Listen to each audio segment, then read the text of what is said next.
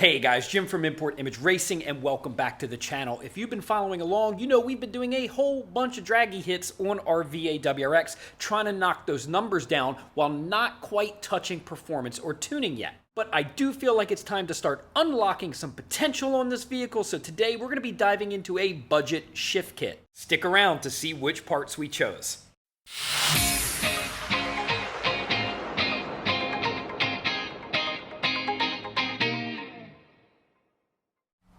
Yes, we just cleaned her up. She is looking pretty good, pretty fresh, and it's a pretty decent day out. So why not get started with cracking open some modifications to the VA? So like I said, we're going to be doing some shift upgrades to the car today, and hopefully that can help lower my ETs. On top of that, just driving the car in general, these things are pretty known to have some very poor shifting capabilities, and for you guys who do or don't know, let's take a look inside the car to see what I'm saying.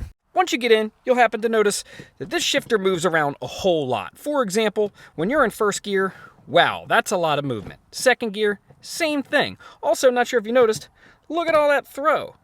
Man, this is definitely, we're wasting tenths here, especially when we're kind of doing the draggy and we're trying to get the best times possible. All this kind of slop really needs to go. And then also just from kind of driving around town, you kind of get tired of all this sloppiness. Now that we've shown you where the problem lies, let's take a look at some of our contenders today.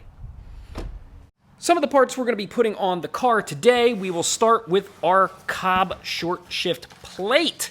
This thing, I'm sure you guys know if you've had any of these like cable shifted WRXs, this is going to help lower that back and forth motion, or that basically rowing of the boat is what they like to call it. That side-to-side shift problem that you saw in first and second gear, we have our Cobb first and second gear shift lockout, which is really going to help tighten that up, especially if we're going from first to second gear and slamming it. You don't have all of that wiggle wobble between the gears. Next on our list is our Billetworkz Shift Bushing. We'll kind of get more in depth on what these parts do once we get under the car, but just kind of a visual for you, we're going to be replacing a rubber grommet down there with this solid billet brass piece here that's going to really help improve our shifting. And then finally, we're going to try something different here. A lot of other shift kits that I've installed or even shown on like the VB chassis, we usually upgrade like a transmission mount, which is a great upgrade, but instead of just showing you the same video over and over and over again, we're going to try replacing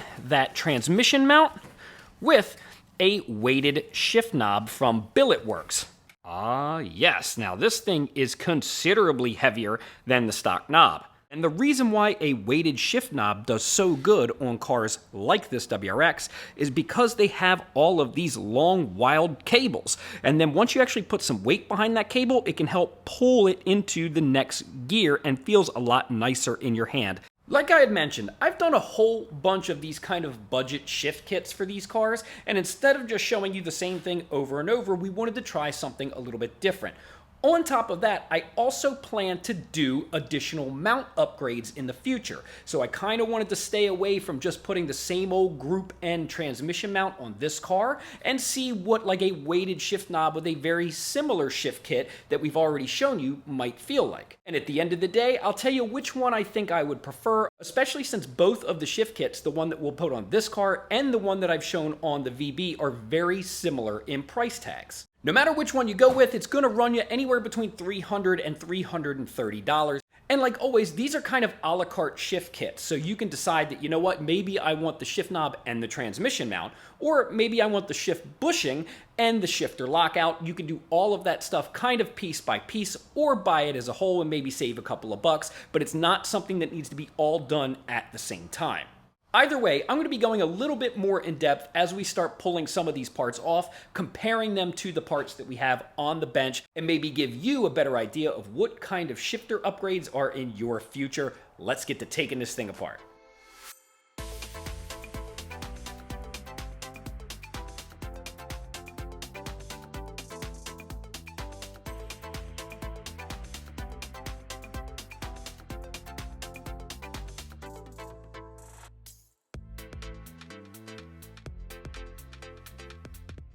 got the car up on the jack stand. So the first thing we're going to tackle is our shift plate and bushing. And to do so, we're going to get underneath the car here. See if I can get a good look at it. And yeah, it's going to be hard to see from the camera, especially without a lift, but we're going to be removing this shield a little bit. We're going to take our cross member off just for the sake of being able to kind of reach everything under here, and then we're going to remove our roll pins and our guard.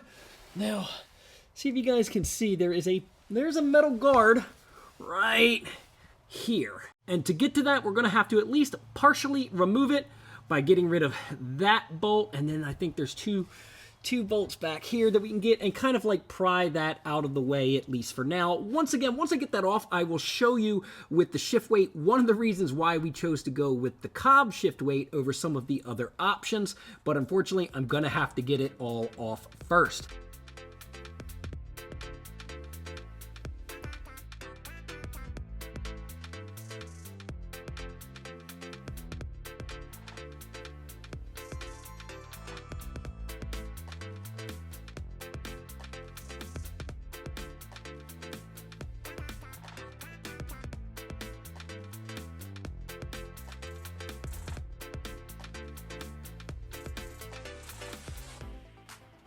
Alright guys and girls, I'm not sure if you can see from there, but we've had a little bit of a plot twist. As I get under here and start pulling things apart, I'm not sure if you can read, but that says Cobb Tuning right on it. So it looks like this car has already been modified with a shifter bushing. Now that I look up here, I don't see a like an aftermarket shift plate, so it looks like just the bushing has been replaced. So there's that.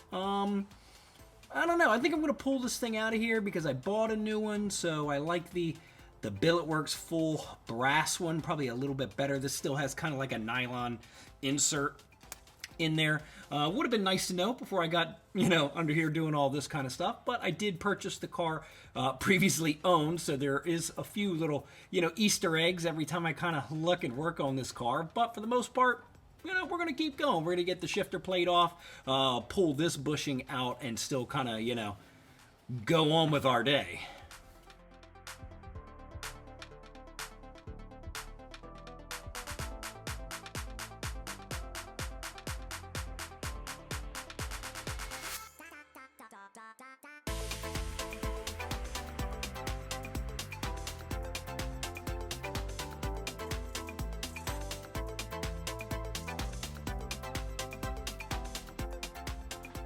Here we go. We got our shifter bushing and our shift plate out of the car. I will tell you, this is not my favorite job to do on the ground. As you can tell, there isn't a whole lot of room under there. I would much prefer a lift for this job, but it can be done, so no complaining.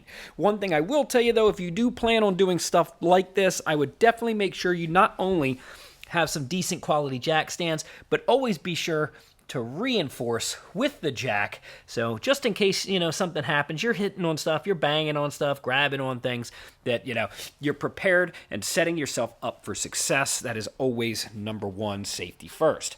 Now let's talk about the removal of our parts. I will tell you, once again, it is pretty difficult to squeeze all this stuff underneath the car out, but we will go over some of the install stuff. For the most part, getting the bushing out, no real big deal. There's a couple of 12mm bolts in there that you just take off. There's some guards, some shields. You can move all of that stuff out of the way. As far as getting the actual bushing out, normally, it's just a rubber bushing there with kind of like a metal grommet where you can see this nylon one is for the Cobb, and you can just stick a screwdriver or a punch in there, kind of twist it, and for the most part, it pops right out. But as far as our shift plate goes, this is installed with a double roll pin design. So there is a larger pin here that goes in that hole, and then to keep that roll pin from collapsing and falling out, there is a second roll pin that goes inside this roll pin. Now to remove those, I use two different size punches. Right here, it looks like we have a 1/8 inch punch to get our small roll pin out, and then once that is removed, we have our second 3/16 punch. Then it gets our main roll pin out. Once you do that, you can just slide the shift weight off of the car, and then we can kind of take a look at our new Cobb piece in comparison to the factory piece and see what we're getting. Now that we're here, let's talk about the benefits of the parts that we're putting on the car. First and foremost, let's talk about the bushing. Normally this is a rubber bushing, so we would gain a lot by putting a full solid brass bushing in there. Normally the rubber would kind of move around a whole bunch, and the brass is going to be a lot tighter. Now, the problem is, with our plot twist, I have 2 bushings, but I spent the money, and I'm here to put parts on, so I'm definitely going to be throwing our Billetworkz Brass Bushing in. That's that. Next on the table, and probably the biggest player in the game, is going to be our shift weight. Now, the way this works is with our mechanical mechanism under there, we have a whole lot of cables and a whole lot of things working to kind of like a pulley system. As you pull one side, it moves the other side. But depending on where your pivot position is the more or less amount of input you have to give it in order to move the shift weight. As you can see from our factory shift weight, there is a pretty good distance from our center hole onto our dowel right here. And then with our adjustable Cobb, it's going to be hard to see without the dowel, but there is 2 holes that we have that can adjust the distance from our center hole. The closer our dowel is to the center hole, the shorter our throw is going to be. So we have 2 different options for our aftermarket Cobb. One is a 15% short throw shifter or a 35% short throw. So which one of these holes do I recommend? Well, that really depends on what other modifications you have to the car, especially when it comes to the shifter mechanism. In my experience, the shorter we make the throw, the notchier the actual shift mechanism inside the car is going to feel. Now, for me, I would tell you if you have a short throw shifter inside the car, like an actual Billetworkz short throw, or I think they have like the STI style short throw shifter in there. If you were going to run that kind of mechanism in tandem with a weighted shifter like this, I would tell you that we would do our 15% outside the car, and then whatever your short throw shifter inside the car is going to give you a nice balance between the notchiness and the short throw shifter. But for me, I plan to leave the shifter inside the car stock, especially at this time, so we are going to up that 15 to our 35%. Once again, in my experience, if you tend to do the 35% out here and then you update to a shifter later inside the car, a lot of times it can be very notchy in between gears. And for me, just kind of slamming them in, that's just not a risk I want to take to make sure that the car goes fully into gear when I let the clutch out. Another thing that I like about the Cobb shift weight over maybe some other brands is once you do this job, you're going to realize it's really tight underneath that car, even if you do have a lift. So with the Cobb branded shift weight, I can just kind of remove a handful of bolts, then get the shift weight off, then I can reinstall the Cobb without getting rid of the entire shift weight cover. Now, the only reason that's a big deal is because the final bolt for our shift weight cover is above on top of the transmission and can be semi-difficult to get to, especially if you plan on doing this job on your back in your garage. So for ease of installation plus the ability to change the actual throw, I chose the Cobb shift weight for our installation today. With that being said, Cobb has provided us with some Loctite. We're going to put a dab on our threads and throw it into our 35% shift hole, get all of this stuff back into the car, and then we're going to make our way inside the cabin to put our 1-2 shift stop on. Let's do it.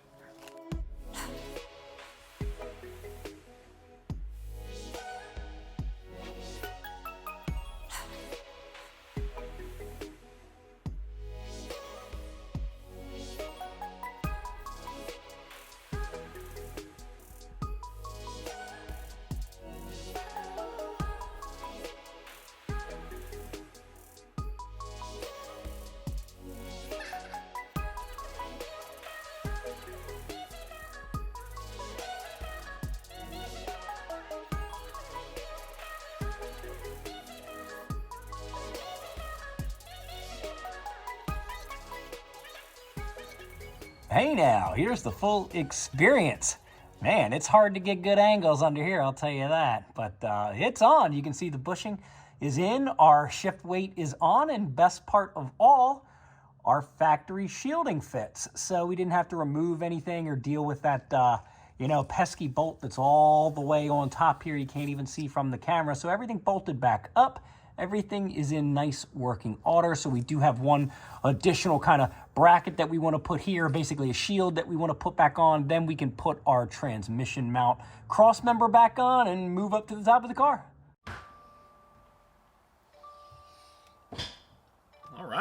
Well, that is significantly shorter than it was before. I think that's the most of what we're going to gain out of today, especially with the weight and with, since we already kind of had the shifter bushing. But the other two things that we're going to be doing to the car are going to be inside the cabin here. Basically, one's going to be underneath the boot, and the other one's going to be our shift knob. So at this point in time, I'm happy with the throw. Let's get this thing off the jack stands and get to the inside of the car.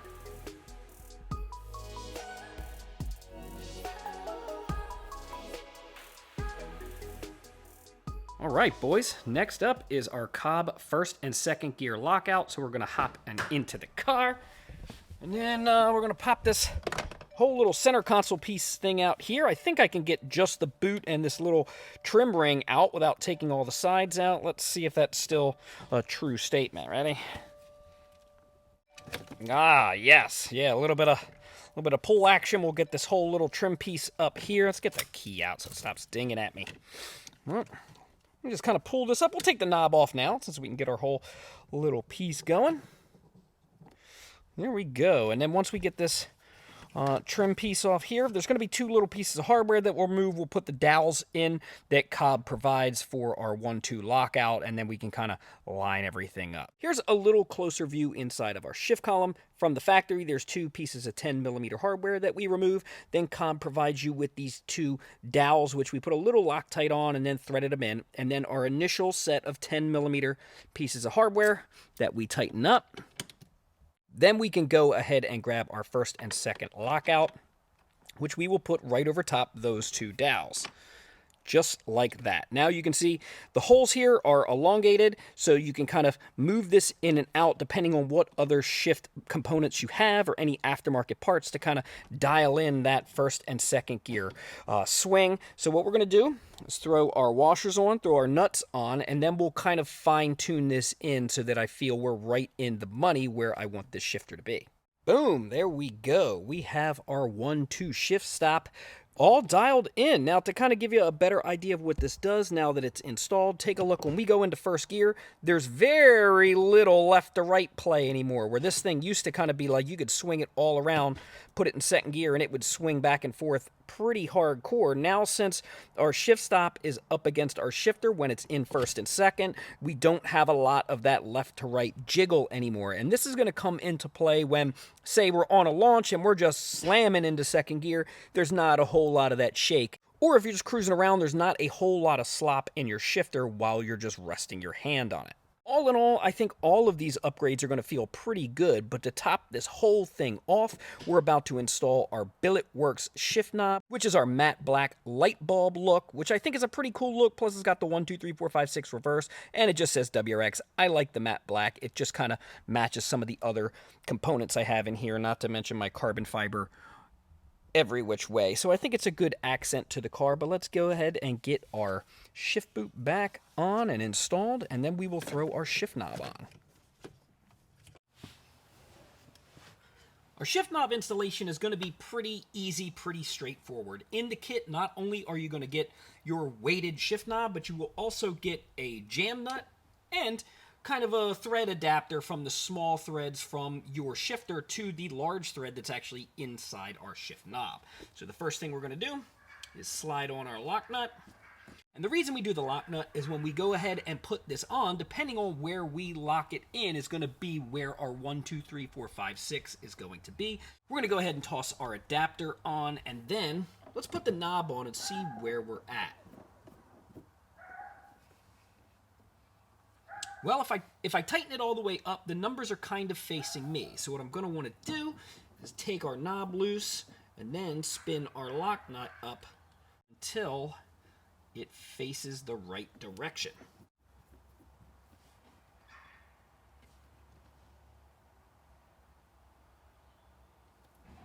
There we go. It's all lined up. Come take a look.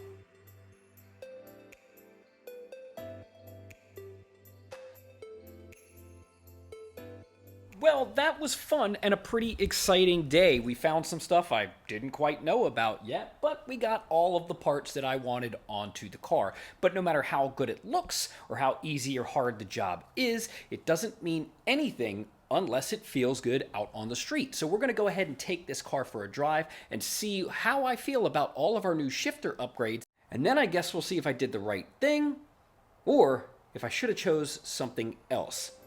Let's take it for a drive.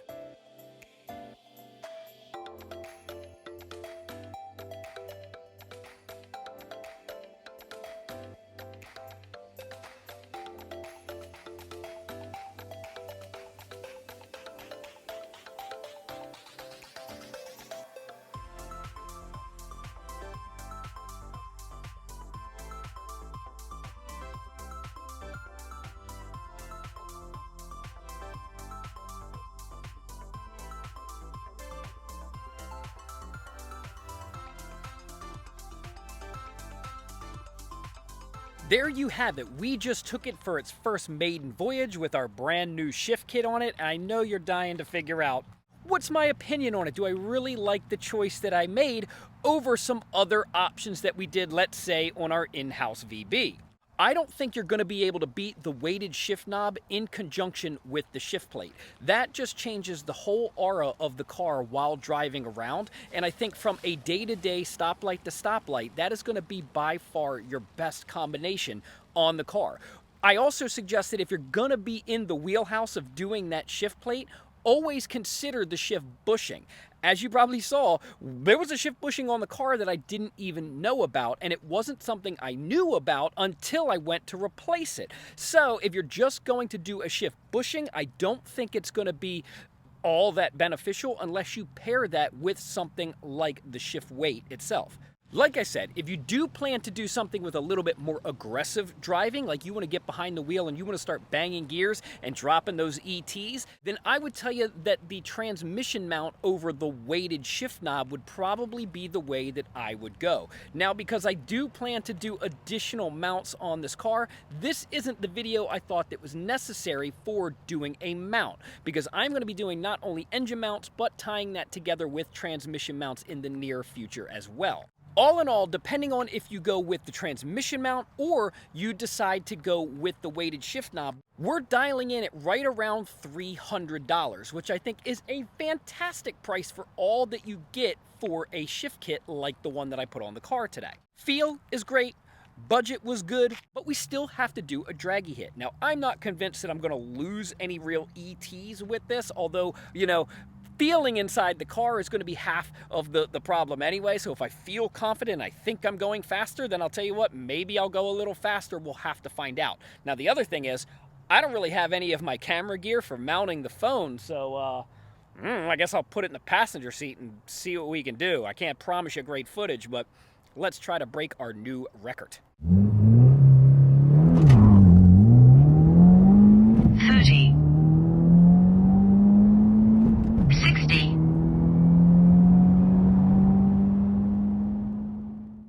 Well, bummer. We didn't set any new personal bests, but the car sure does feel a whole lot better, especially just driving it around town.